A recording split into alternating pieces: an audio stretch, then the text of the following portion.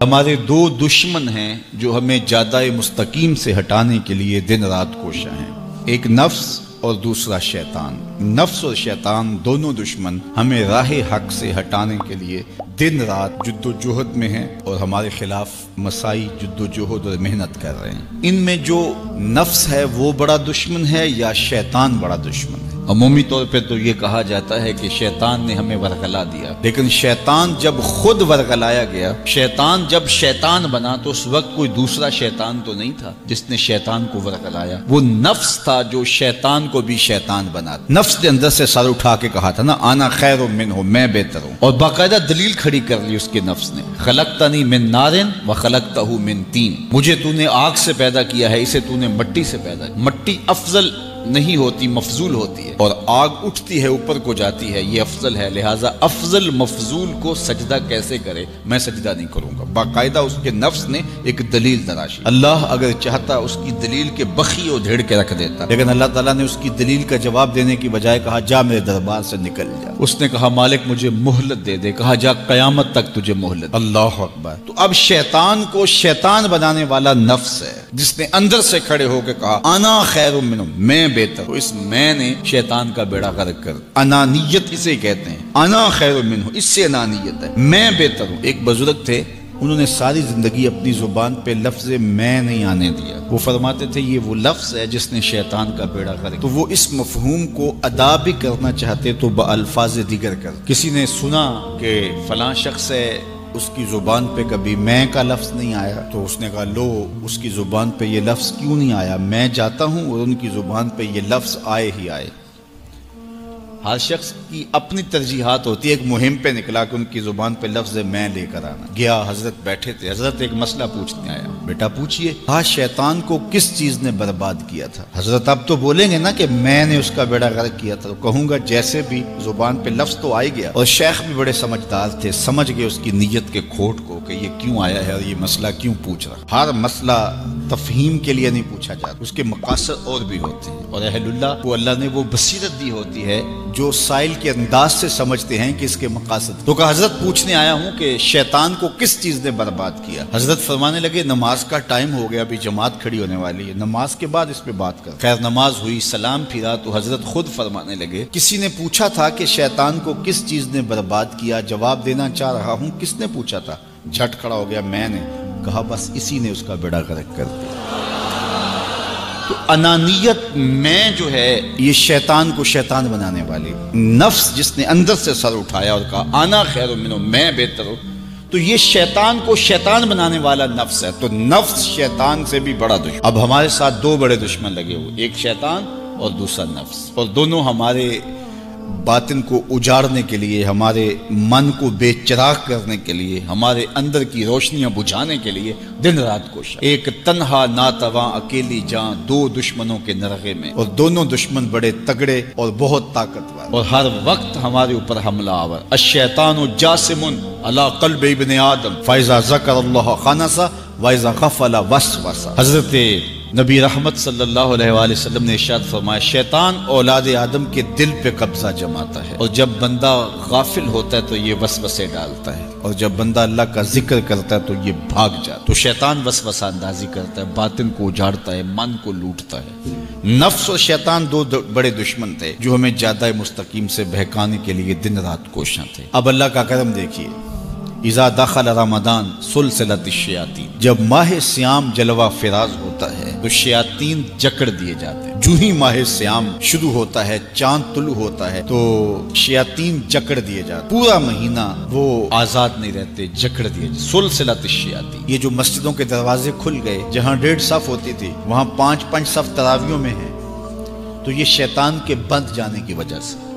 لیکن مہنگائی کا طوفان ہے، بد نگاہی ہے، بد تہذیبی ہے، جھوٹ ہے، دیگر امور بد بھی جاری ہیں، یہ نفس کے موجود ہونے کی، نیکی کا ماحول پیدا ہوا یہ شیطان کے بند جانے کی وجہ، لیکن ہماری برائیاں بدستور موجود ہیں یہ نفس کے موجود ہونے کی وجہ سے۔ اب ہمارے لیے آسانی یہ ہو گئی کہ دو دشمن تھے جن کا ہمارے سے مقابلہ تھا، ایک نفس اور دوسرا شیطان۔ ہمارے لیے یہ سہولت ہو گئی کہ ہمارا ایک دشمن باندھ دیا گیا، اب دشمن ایک ہے جس سے ہم نے ماہ سیام میں، اور وہ دشمن کون سا ہے؟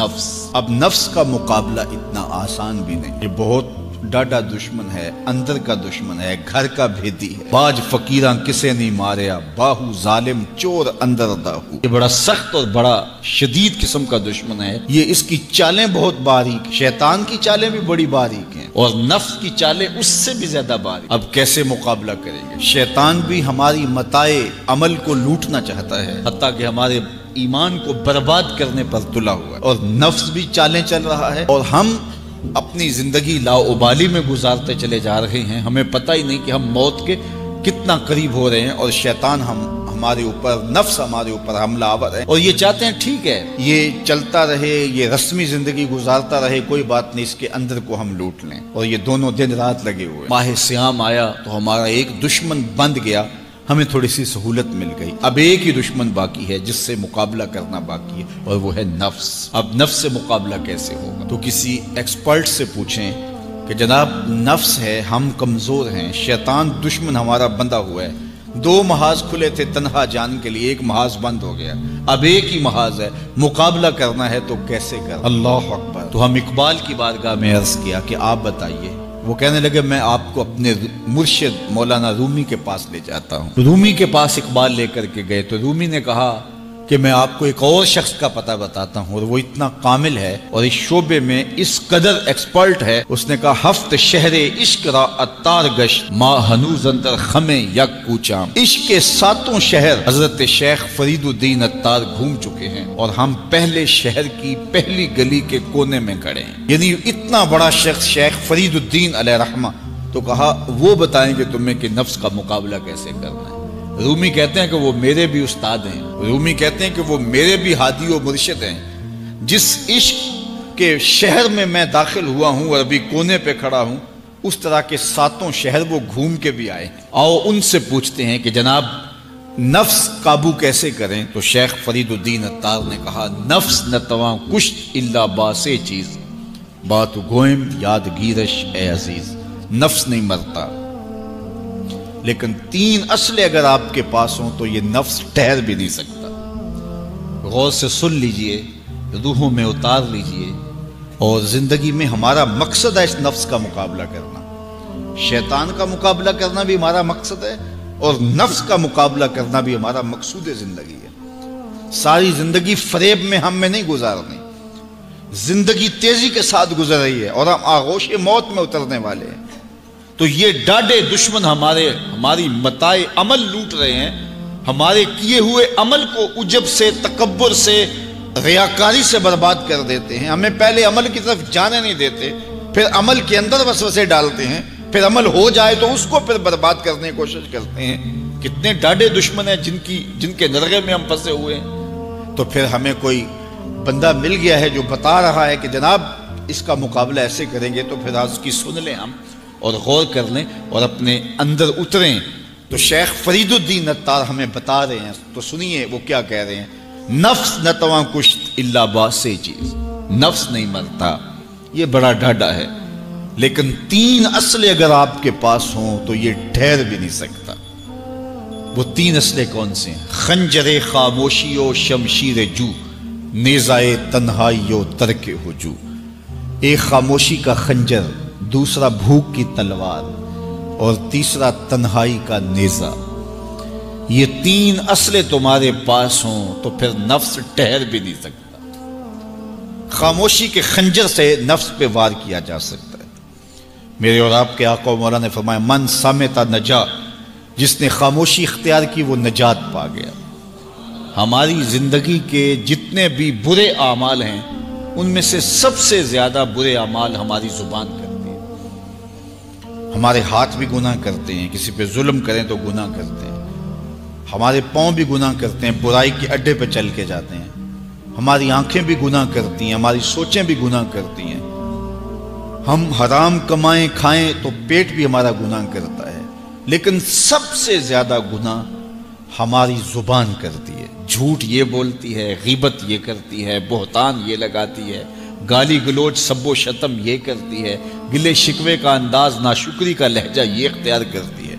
इसीलिए मेरे और आपके आका मौला ने फरमाया जो तुम्हारे 2 जबड़ों के दरमियान है, यानी तुम्हारी जुबान, اور جو دو ٹانگوں کے درمیان ہے تمہاری پارسائی کی جگہ، ان دو چیزوں کی تم مجھے ضمانت دے دو، میں محمد تمہیں جنت کی ضمانت دے دیتا ہوں۔ تو اپنی زبان کی حفاظت کرنی ہے۔